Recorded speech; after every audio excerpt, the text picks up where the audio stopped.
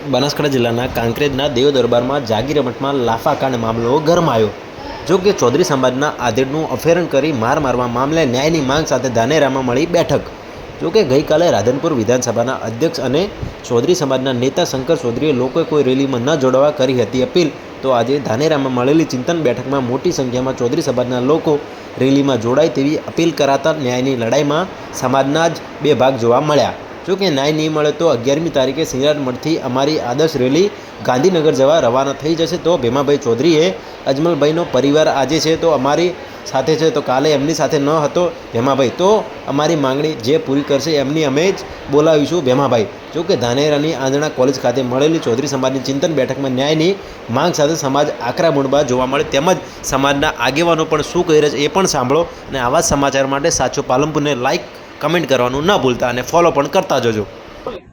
આજે ત્યાં આંજણા કોલેજમાં ધાનેરા તાલુકાના આંજણા ચૌધરી સમાજના મુખ્ય કાર્યકર્તાઓની એક ચિંતન બેઠક બોલાવવામાં આવી હતી।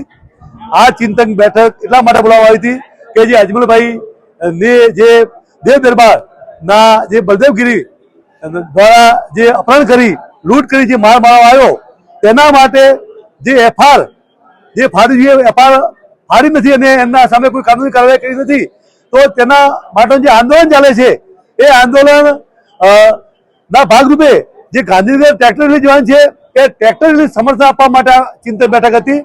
ધાનેરામાં મુખ્ય કાર્યકર્તા હાજર રહ્યા।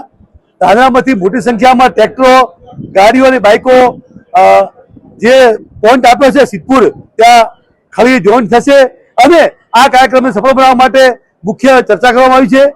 ભીમાભાઈ હાજર રહી માર્ગદર્શન આપ્યું છે અને વિનંતી કરી છે સરકાર જો માગણી મુજબની એફઆઈઆર ફાડે અને આરોપીઓને જેલમાં પૂરે તો અમારે આ આંદોલન કરવું નથી અને અહીં જ પૂરું કરીએ અને સરકારને અભિનંદન આપવા એવી અહીં આ સૌએ વાત કરી છે।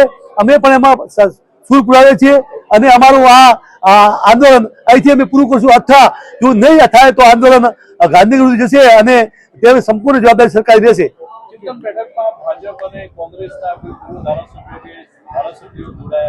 અમે કોઈ રાજકીય આગેવાનો અહીં બોલાયા નથી, સમાજના મુખ્ય કાર્યકર્તાને બોલાયા છે અને મુખ્ય કાર્યકર્તા હાજર રહી અને મુખ્ય કાર્યકર્તાએ આજે પૂર્વ સાથે સહયોગ આપવાની ખાતરી આપી છે। કોઈ સ્થળ બદલ્યું જ નથી, સમાજની સંસ્થા છે, સમાજનો વિષય છે અને સમાજની સંસ્થામાં અમારે કાર્યક્રમ કરવો પડે અને સમાજના પ્રમુખ તરીકે અમને એના માટે સંમતિ આપી અને કાર્યક્રમ કર્યો। મલ્લાભાઈ લક્ષ્મણભાઈ દેસાઈ ઓમ ચૌધરી સાથે આજે ચિંતન બેઠક કરવામાં આવી હતી। ચિંતન બેઠક એમ કરવામાં આવી કે જે અમારા વડીલ છે અજમલભાઈ ચૌધરી એના માથે જે હિંસક હુમલો છો એના વિશે ખૂબ દાડાથી ખૂબ સમયથી આ બધા લોકો લડી રહ્યા છે। અમે બધા ભેગા સહકારમાં ચૌધરી સમાજ વગરના બધા ટોટલ સમાજ ખૂબ સહકાર આલે છે અને એને અમે બધાએ અભિનંદન આપો છો।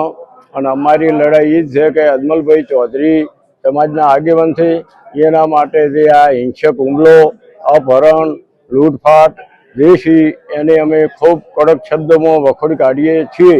પણ અમારી ન્યાય માગણી એ છે કે સરકાર સાહેબ જે તે અમારા આગેવાનો હોય કે સરકારને અમારી એક જ વિનંતી છે કે જે ખાસ ગુનેગાર છે જેને ગુનો કર્યો છે એ લોકોની તાત્કાલિક ધરપકડ થાય અને એ એના સામે જે તે કલમ લાગે એને અમે બધા ખૂબ સાથ સહકાર આપવા તૈયાર છે અને આરોપી છે એ તાત્કાલિક પકડાઈ જાય એવી અમારી ચૌધરી સમાજની માગણી છે। જય હિન્દ, જય ભારત।